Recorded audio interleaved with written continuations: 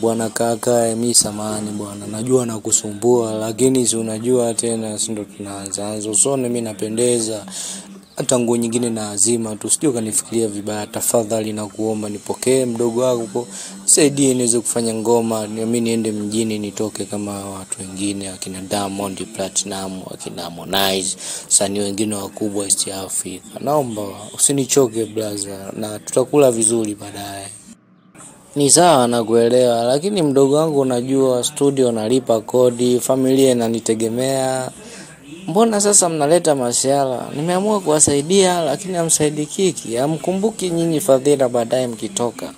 Na bro, yani usinifikirie hivyo kabisa. Mimi naamini kuna mambo mawili matatu nasikilizia, kuna mchongo ukitiki, kila kitu kitakaa sana. Ulisema speaker ilisumbua kidogo, hiyo niachie mimi bro. Ngoja bi mkubwa ipo safarini, akirudi nitamtoboa na kila kitu kitakuwa sawa bro.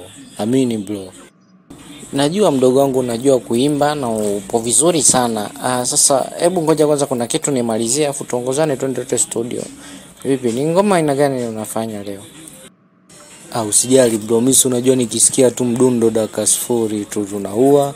Alafu kuna mshikaji hivi, kuna DJ ameniambia kuna hela fulani mtafutie, tutaenda kumalizia hiyo mchongo wetu. Kila kitu kitakuwa sawa bro, wala usijali bro. Niaminie sana. Hamna noma mdogo wangu. Mimi ngoja tu nitoe, Mwenyezi Mungu atalipa fadhila zangu. Sawa, kama umesema masuala ya speaker na mambo mengine utatimiza. Poa, ngoja ni mpigie basi jamaa wako yule pikipiki kama vipi aturushi chapu tusichelewe, kwa sababu jioni na ratiba nyingine. Sio unajua tena.